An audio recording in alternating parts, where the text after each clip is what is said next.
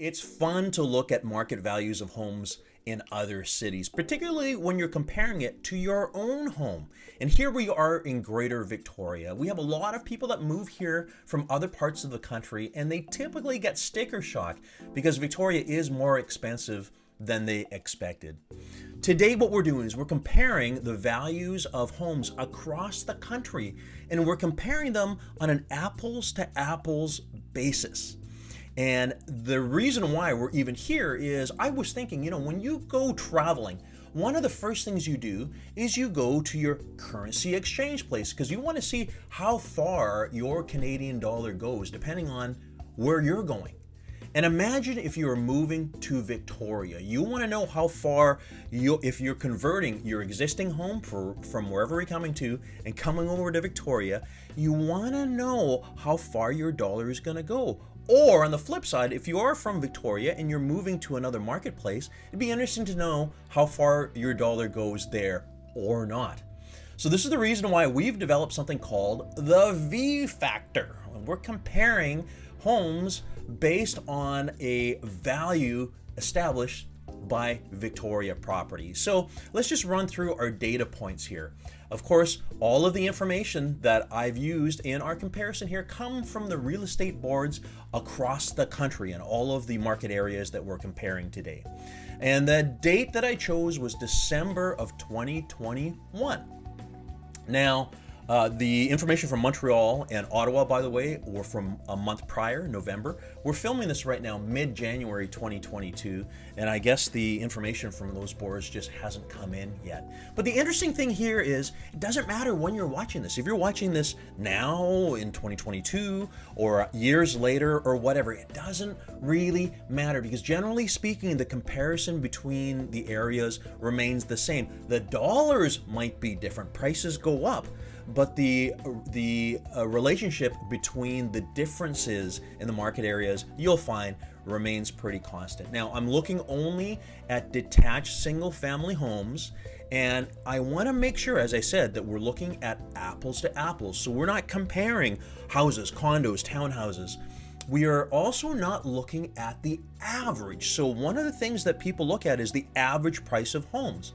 One of the issues about using an average is the average can be skewed at any given month depending on how many higher end sales happen in that month or lower end sales happen in that month. So as an example, back in 2006, two $10 million properties sold in Greater Victoria in the same month, and the average price of homes skyrocketed. It went up a considerable amount, not because property values went up, but because those two high-end sales influenced the numbers. So I wanted to find something that was not as influenced by market sources like that. So we're using the HPI benchmark. It's the Home Price Index. And this is a data set that most real estate boards across the country are using. And really what it is taking a typical home in the neighborhood and establishing the value and comparing what that home would have been worth a year ago or 6 years ago or 10 years ago.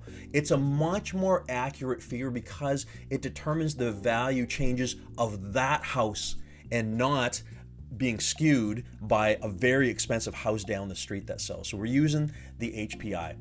So we are creating something called the Victoria factor. And what I've done is I've had a look at the HPI for December 2021.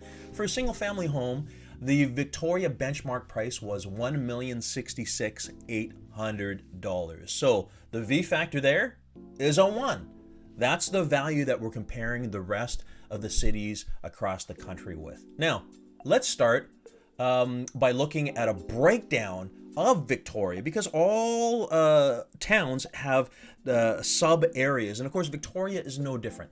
So the Victoria core dollar was $1,144,000, the West Shore $951, so a little less, and Peninsula $1,133,000. Just for fun, I pulled up Oak Bay, which is the priciest location in Greater Victoria, and as of December 2021, the HPI benchmark price was $1,585,000. So where does that compare to the rest of the country? We start with Vancouver, which is right next door. The HPI benchmark price was 1,910,000. That's a V factor of 1.8. 1.8 compared to Victoria's 1.0. Obviously, it's a more expensive area.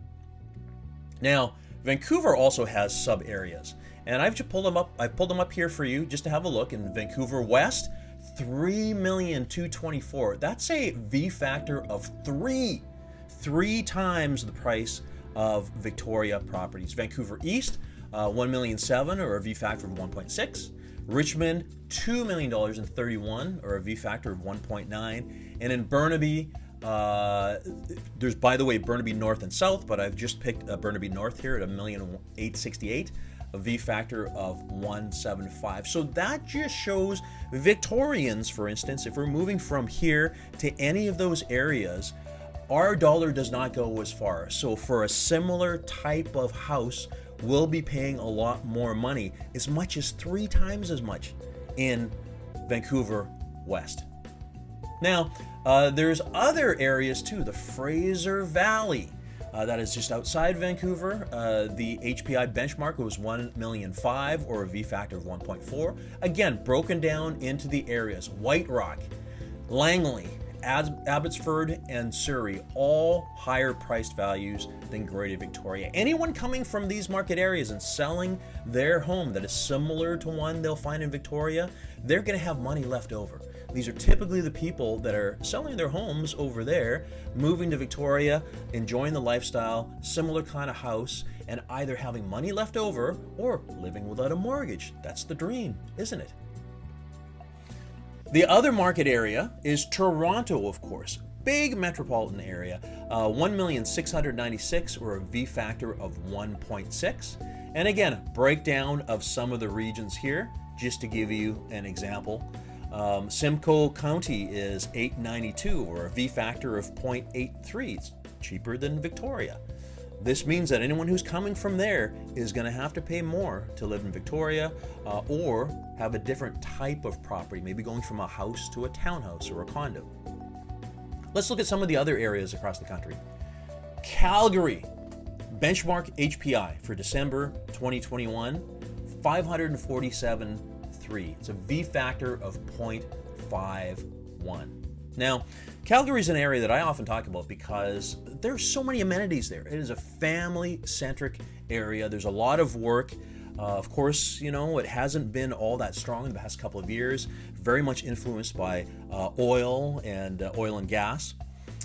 Properties there are considerably less expensive than Victoria. We often have Calgarians that say, I want to come over to Victoria, I want to buy the same kind of house, and, you know, I'll pay the same kind of money. Well, unfortunately, folks, it's not going to happen because the HPI benchmark is already half of Victoria. So you're paying double for the same kind of house that you'd get in Calgary, or you're going to be buying, again, a different kind of house. That's Calgary. While we're over there, let's look at Edmonton. Edmonton's is 406,000, or a V factor of 0.4. As we go across the country, Saskatoon, the benchmark price, HPI, for a detached single-family home for December 2021 was $359,900, 0.34. You see, folks, anyone from Victoria here who is used to the Victoria pricing, you can imagine what you can get in these market areas here. You get a lot more house for the money, or you could have leftovers or maybe be mortgage-free. Now, coming back to the island, let's look at Vancouver Island itself. So the Victoria Real Estate Board represents just the Victoria Capital Regional District, whereas the Vancouver Island Real Estate Board is basically the Malahat North. It encompasses all of the areas, and the combined home price index is 785,000, or a V factor of 0.74. Let's break it down into the areas. Campbell River, which is Zone 1, 689, or a V factor of 0.64. Comox Courtney, Cowichan, and Nanaimo. It is remarkable when you think about it. Nanaimo generally is the second most pricey real estate on the island, and that's a considerable difference when you think about it from the city of Victoria, a V factor of 0.74. Now, Parksville is one of the biggest surprises because The benchmark price in December was $927,000. It's still behind Victoria, but not that far behind. It now is the second priciest on Vancouver Island. And as we go further north into the other zones, Port Alberni, 523, or a V factor of 0.49. And the North Island, going all the way up, is 424, or a V factor of 0.4. That's the price differential. It is in many ways quite significant. Other places in the country, let's look at Montreal. Beautiful place to be. So much culture and so many amenities. The benchmark price, the HPI, for December. Oh, I'm sorry, this one was November, so I didn't get the December stats. It was November 2021, was 578.8, or a V factor of 0.54. Ottawa, 735. Both Ottawa and Montreal have had significant increases in prices since the pandemic. It's got a V factor of 0.69. And while we're at it, let's go over to the Maritimes. And in Halifax here, the average for a detached single-family home, I keep on saying average, but it's not average. It's the benchmark. This is the benchmark HPI, is 477, or a V factor of 0.45. So let's compare all of the regions that I've reviewed with you just now. Again, with Victoria being a V factor of 1, comparing to all of the other areas. So again, if you're a Victorian, you're thinking of moving to any other areas, your dollar's not going to go far in Vancouver, Fraser Valley, and Toronto, but it will in the rest of the regions and in the area there. So a very interesting way to look at things, and I feel a great comparison and a method to look at how real estate has really changed, not over the years, but also relative to other towns and other cities. Listen, if you ever have any questions about Victoria real estate, you want to chat a little bit more, don't be shy. Reach out to us. We'd be happy to chat with you. And if you like this video, there's lots more as well. Make sure to subscribe and follow us, because we always have great content coming out on a regular basis. Thanks for watching this video. Hope to see you around soon. Bye.